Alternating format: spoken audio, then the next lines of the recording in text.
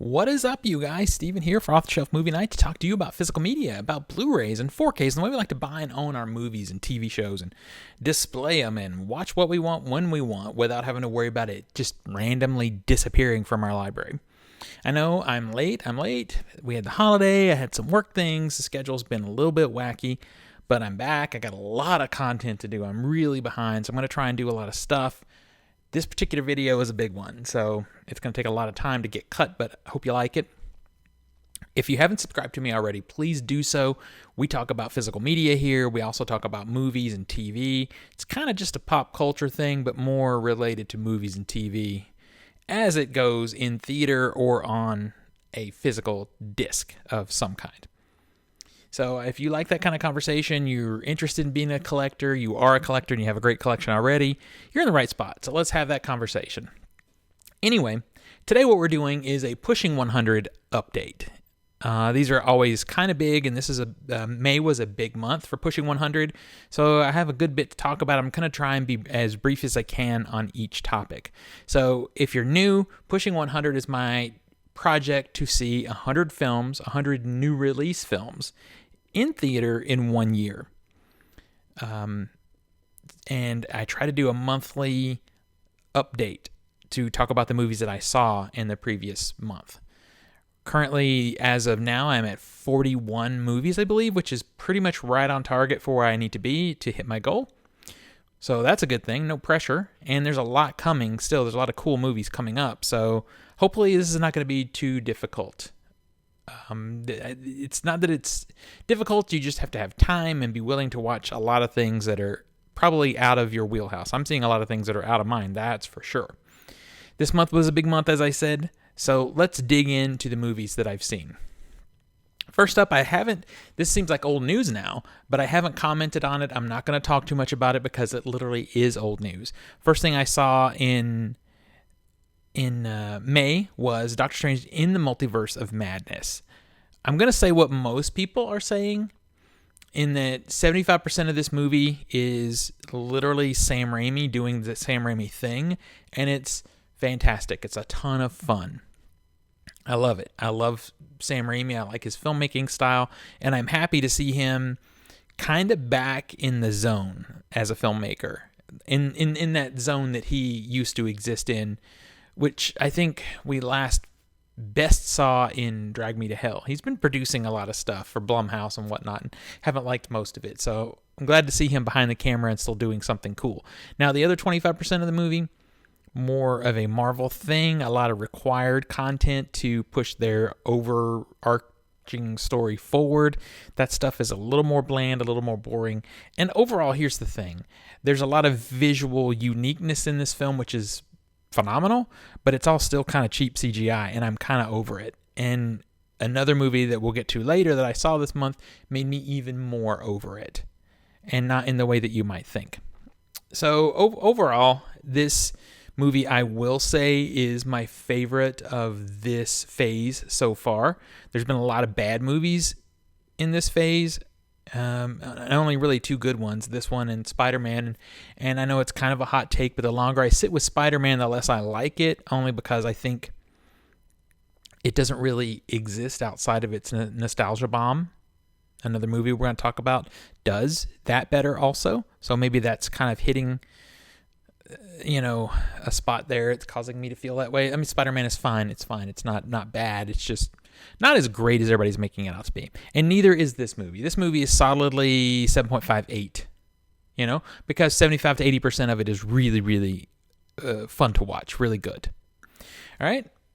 So let's dig into the next movie. So the movie did start out kind of rough, or the month started out kind of rough, because I did see Doctor Strange, which was a ton of fun. But then I follow that up with The Bad Guys. And I know a lot of people are giving this positive reviews. And it's not that it's bad. I just didn't really enjoy it. I just thought it was fine. That's the feeling I got. Basically, this is a story of a bunch of villainous... It's an animated movie for kids. It's a story of a bunch of villainous animals that are bad guys. They commit heists and whatnot, and then decide to be good guys, and how that adventure unfolds. I don't know. It just didn't sit with me. It's not that I hated it. I didn't. I just thought it was fine. So directly after that, in fact, on the same night, I saw the new Fantastic Beasts: The Secrets of Dumbledore. There was a lot of big to-do about Mads Mikkelsen being in this film, and he's fine in it. Mads Mikkelsen is never bad. He's always charismatic and interesting. But this movie, to me, was a little just kind of long and flat. And it's called Fantastic Beasts. It's part of this Fantastic Beasts thing. I'm not a huge fan of the franchise, so I don't pretend to know a lot about it, but the Fantastic Beasts part didn't really seem to have as much of a impact on this story. The story was focused on other things. All the acting was fine. It, had some nice production value here and there when it wasn't all just CGI'd to death. But again, it really wasn't for me. It wasn't for me. If you want to see a little bit more deeper conversation about this stuff and you want to see my actual star ratings on these, follow my Letterboxd. That is Culture Smash. Just go to Letterboxd, look up Culture Smash, all one word. You'll find me there. And I definitely rate and list everything that I'm seeing in theater. And you don't have to worry about sorting it. The only thing I put in there is my theatrical stuff. And you'll see my number score or my star score and usually a few words about the film. All right. So, 1 out of 3 ain't really that bad, to be honest with you. So let's talk about the next one. All right. So next up, I saw the 2022, this new reimagining of Firestarter. The film is, well, I think I put it best from my perspective. I put it in my review in Letterboxd. It looks like a TV movie. If this had come out in the late 90s, early 2000s, looking just as it does right now, it would be a really solid TV movie. As a theatrical, cinematic experience, it feels flat. And sadly, there's no way around comparing it to the original film. And Drew Barrymore electrified the screen as a little girl, and she continues to now in everything she does. And, when you compare Ryan Kira Armstrong, who plays the Charlie role in this movie, I'm sure she's a fine actress, and she's not particularly bad in this movie. She's just not particularly good, and she certainly doesn't light the screen up the way Drew Barrymore did. I don't want to be insulting to her. She's a little, kid, but it's just the truth. Zac Efron is fine. He's better than I anticipated he was going to be, but he's just fine, and George C. Scott was in the original film, and I think he is freaking terrifying in that movie. So that aspect was missing from this new movie. On the plus side, this new movie did adopt some of the darker elements from the original book, and that's pretty cool. Because that stuff was taken out for the Drew Barrymore movie. So that's in there. And the other the most positive thing about this movie was the John Carpenter score. Now, do you get to hear it that much in the film? No. When they do use it, is it mixed out kinda where you don't really notice it? Yes. It's just not very well implemented.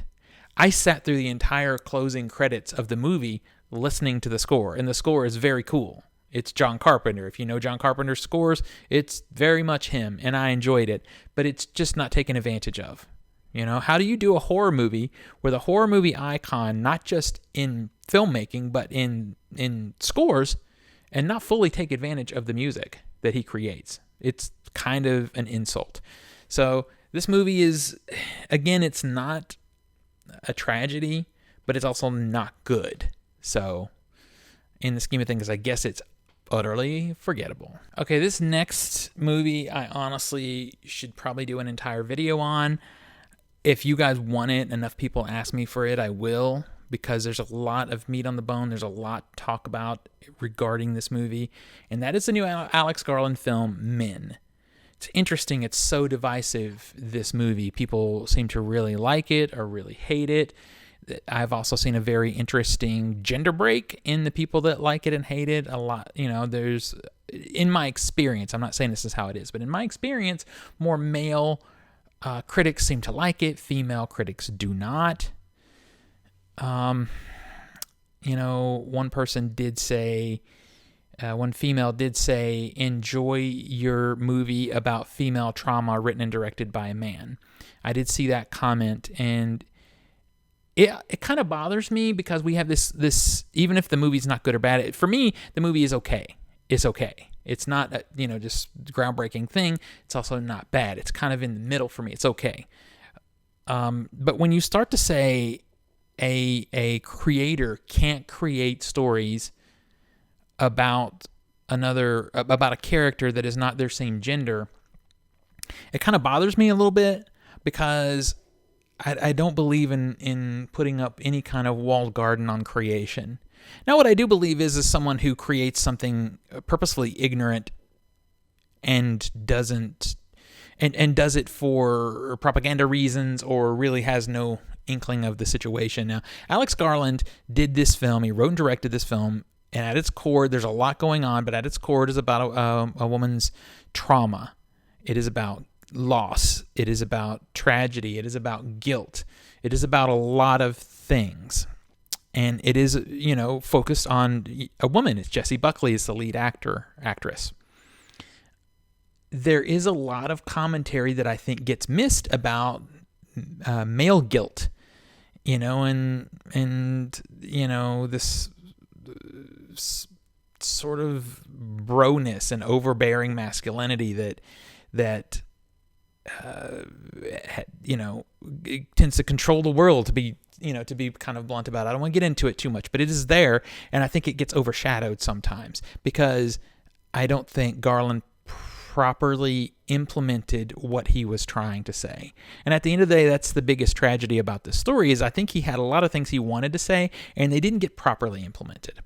Now, do I think it's a mistake that a male directed this movie and wrote this movie about a female trauma? No, I don't think so. Anybody should be able to write and direct whatever they want to write and direct. I do think that if he gets it wrong, I think it should be a learning moment, a learning opportunity. And I don't get the feeling from Garland that he's the type of guy that is this uber masculine guy that's going to be like, hey, it's, the man's way of the highway and all that bullshit.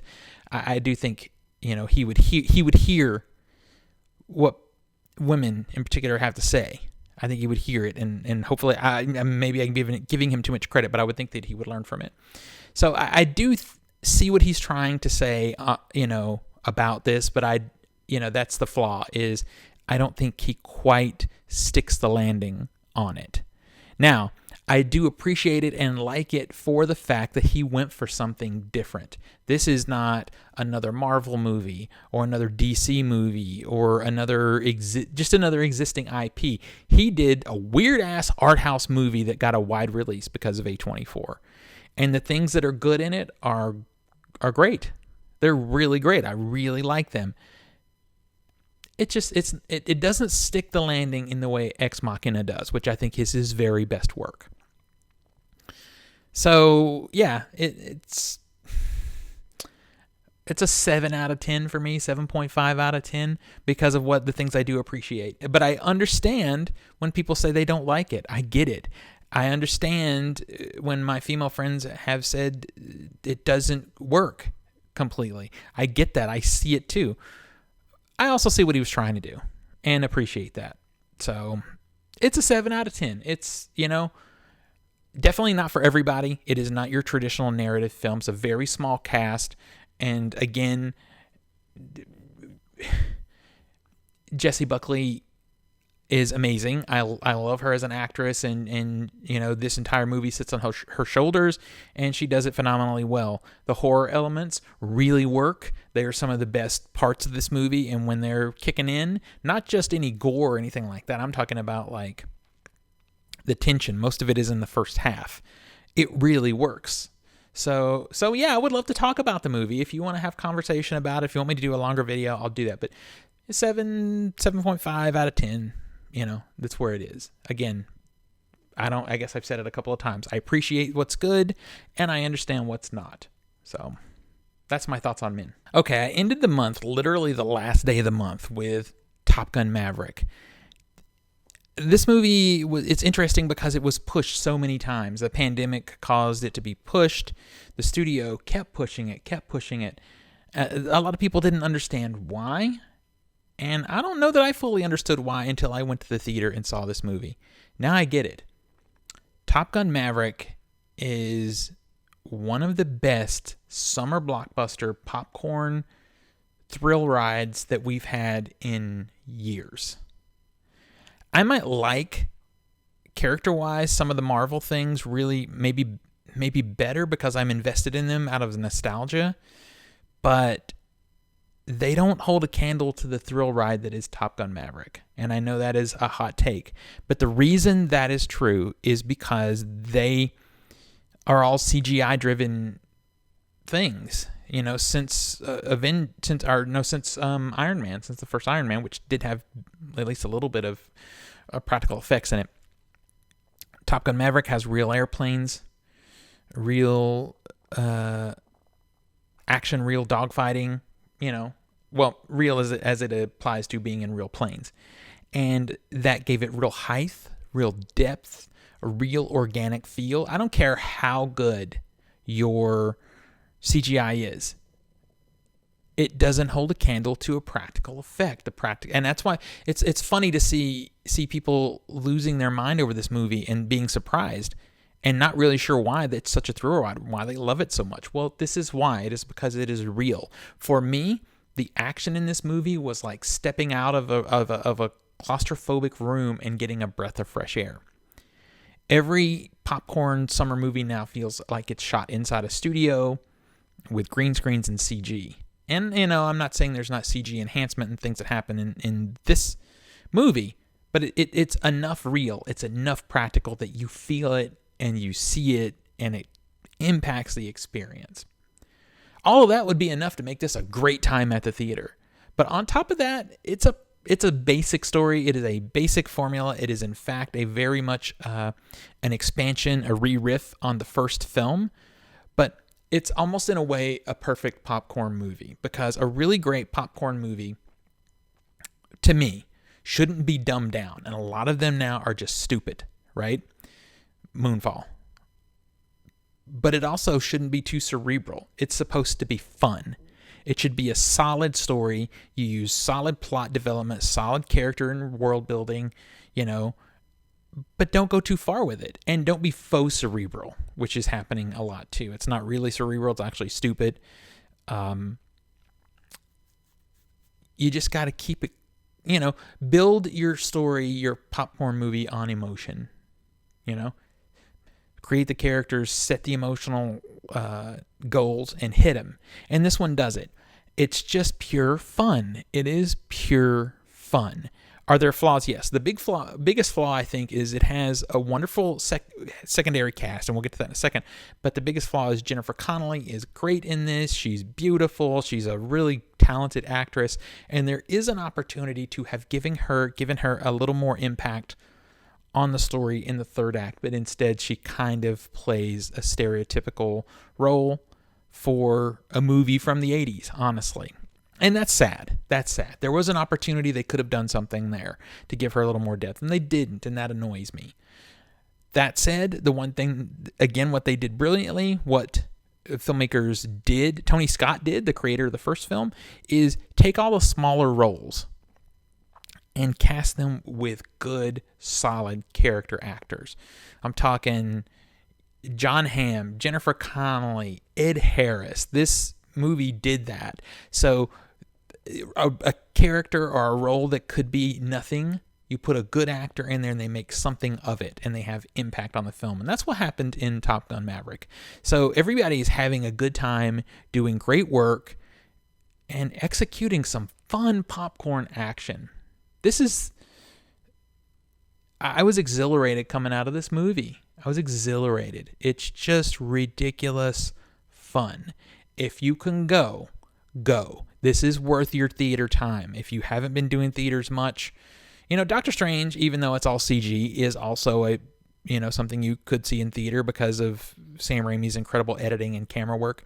But this movie is the summer movie this year. This movie is and will be more thrilling than the Jurassic World movie, because the Jurassic World movie is another CGI fest. And looking at the trailers, you can see it.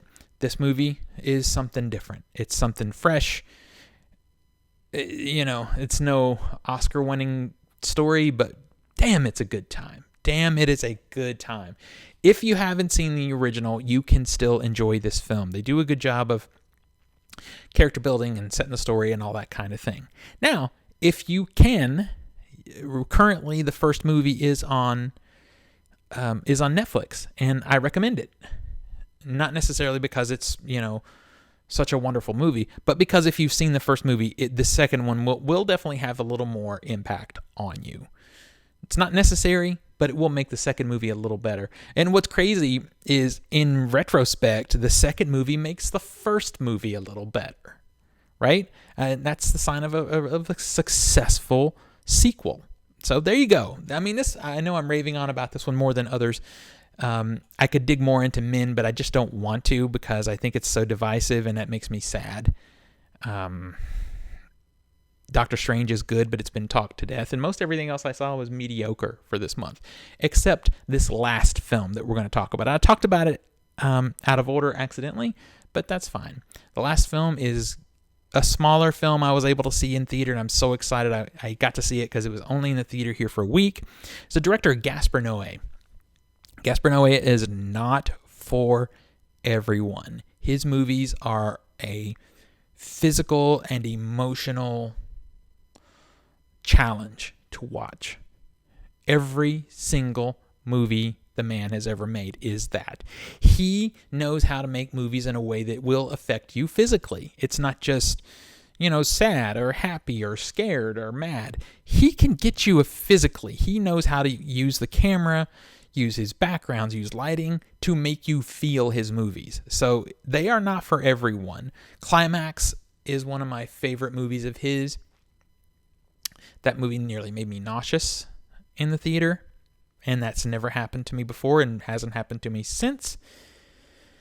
Irreversible is a very, very tough movie to watch because it has some...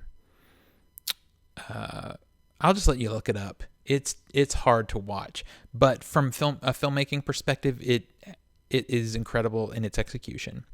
So I saw Vortex. I think I'm burying the lead here. The movie is Vortex. It's his newest film, and it is something completely different. It is not a horror film like his other stuff definitely is. Vortex is a drama. It tells the story of of an older couple with the wife beginning to experience dementia. The film is told entirely in split screen, so that you experience the movie from her perspective and from her husband's perspective and how they interact with the world. It's quiet, it's subtle, and it's devastating. And amazingly, the male lead is Dario Argento, another one of my favorite directors. He's a director of giallo and horror films, and he's incredible in this movie. He's really good, and I laugh about it now because Argento used to say that he hated actors. I always thought that's why he used his wife and daughter in so many of his movies, because he didn't have to go and hire more actors, But he's a guy now who can put his money where his mouth is, because he doesn't have to just say I could do it better. He literally freaking can, because he got on screen and killed it in this movie. So it is a quiet, sort of subtle movie that's beautifully shot, beautifully edited, wonderfully directed and acted. And it's straight up a drama, and it may be the movie in his filmography that I am the most unlikely to revisit, because it's devastating. It's sad. It is painfully sad. Coming out of the theater, one of the programmers there at the theater was saying, "Who wants tacos and hugs?" Because it's what you need after that movie. And it was funny because you want to start to choke up when you talk about the story in depth. And I'm not going to do that because I'm not going to spoil it. With that said, I think it's essential. It's essential viewing for movie people. Find it and watch it. If it's in the theater, in an art house theater, my wrist just popped there, near you, go and see it. It's solidly, 5 out of 5 stars for me, because there's nothing wrong with the movie. It's perfect. It's beautiful. It's impactful. It's meaningful. There's nothing I would change in the movie, and nothing I was bothered by. In looking at it from a filmmaking perspective. So that's my May movies. That's the end on a downer. It's it's a downer, but it's such a beautiful downer, right? I can't, I don't know when I'm going to revisit this movie. This is one of Noé's movies that I'll buy and put on my shelf and probably not revisit by myself. It'll be something that I put in when people are here and I want to share it with someone, or as many people as I can get to see it, because it's wonderful. All right, so that's it. If you want to talk about any of these movies more in depth, please hit me in the comments. I would love to. You talking about movies is my jam. That's why we're here. And, let's talk about physical media. I got a bunch of pickups coming, a lot of other movie reviews coming. Let's have these conversations. Until next we meet, pull something cool off your shelf, share it with your friends and family, and remind them why physical media is the best way to watch films and TV at home. I'll see you guys on the next one.